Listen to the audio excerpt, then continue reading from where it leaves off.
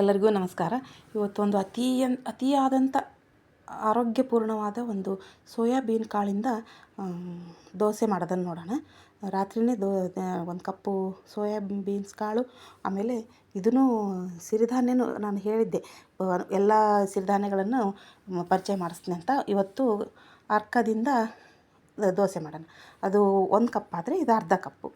ಹಾಗೆ 2 ರಾತ್ರಿಯೇ ನೆನಿಟ್ಕೊಳ್ಳೋಣ. ಅವು ಚೆನ್ನಾಗಿ ನೆನೆದು ಉಬ್ಬಿರುತ್ತೆ. ಅದು ಸೋಯಾ ಕಾಳು ತುಂಬ ಉಬ್ಬಿ ಬರುತ್ತದು. ಅದನ್ನು ಬೆಳಗ್ಗೆ ರುಬ್ಕೊಳ್ಳೋಣ. ನನ್ನ ಚಾನಲ್ ಯಾರಾದರೂ ಫಸ್ಟ್ ಟೈಮ್ ನೋಡ್ತಾ ಇದ್ದರೆ ಸಬ್ಸ್ಕ್ರೈಬ್ ಮಾಡ್ಕೊಳ್ಳಿ ಪ್ಲೀಸ್. ಲೈಕ್ ಕೊಡಿ ಒಂದು.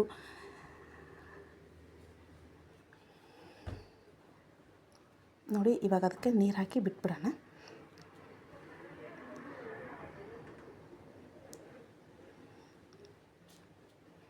ರಾತ್ರಿ 2 ನೆನೆ ಹಾಕಿಬಿಟ್ಟು ಮುಚ್ಚಿಟ್ಬಿಡೋಣ. ಇವಾಗ ನೋಡಿ ನೆನ್ಕೊಂಡಿದೆ, ಫುಲ್ ಚೆನ್ನಾಗಿ ನೆನ್ಕೊಂಡಿದೆ ಇವಾಗ ಅದು. ಅದೇ ಈ ಕಡೆ ಅರ್ಕನೂ ನೆನೆದಿದೆ, ಇದು ಸೋಯಾ ಕಾಳು ನೆನ್ಕೊಂಡಿದೆ. ಇವಾಗ 2 ರುಬ್ಕೊಂಬಿಡೋಣ, 2 ಮಿಕ್ಸ್ ಮಾಡಿ.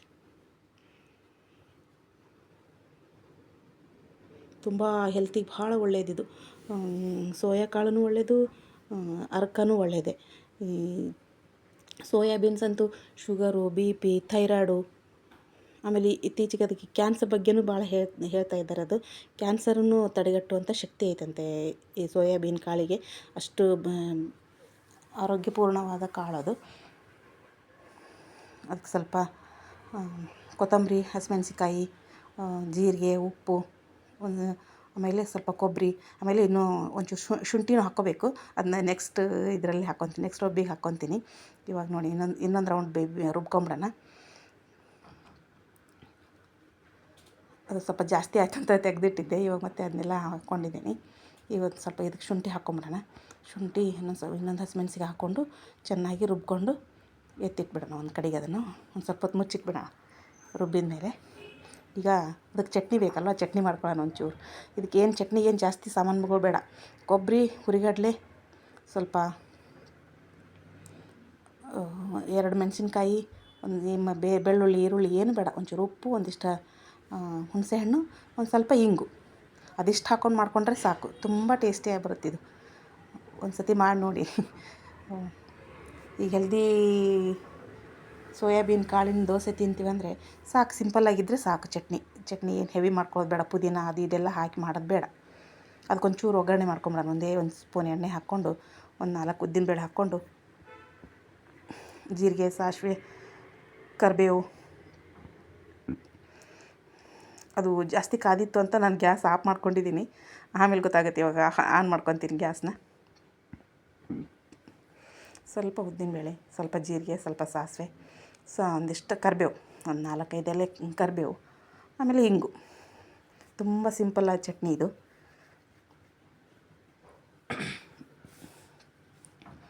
ಎಣ್ಣೆ ಸ್ವಲ್ಪ ಇರೋದ್ರಿಂದ ಸ್ವಲ್ಪ ಬಗ್ಗಿಸಿಟ್ರೆ ಅದು ಇದಾಗುತ್ತೆ, ಎಲ್ಲ ಹೊತ್ತೋಗ್ಬಿಡುತ್ತಂತ ಸೀದಬಾರ್ದಂತ ಹಂಗಿಟ್ಟಿದ್ದೀನಿ.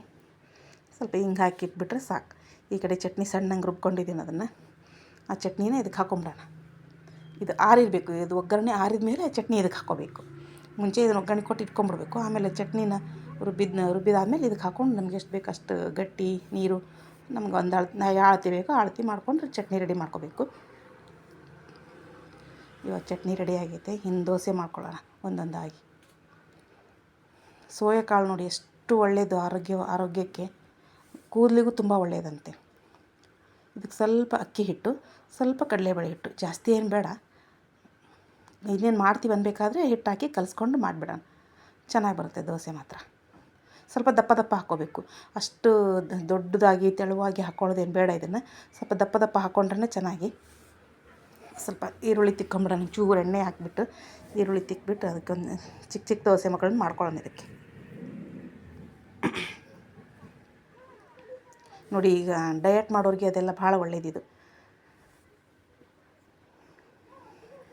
ಇದಕ್ಕೆ ಬೇಕಾಗಿರುವಂಥ ಸಾಮಾನುಗಳನ್ನೆಲ್ಲ ನಾನು ಡಿಸ್ಕ್ರಿಪ್ಷನ್ ಬಾಕ್ಸಲ್ಲಿ ಹಾಕಿದ್ದೀನಿ ನೋಡಿ. ಮೊನ್ನೆ ಅದು ಹೆಸರು ಕಾಳಿನ ದೋಸೆನೂ ಮಾಡಿದ್ದೆ, ಅದರದ್ದೆಲ್ಲನೂ ಹಾಕಿದ್ದೆ.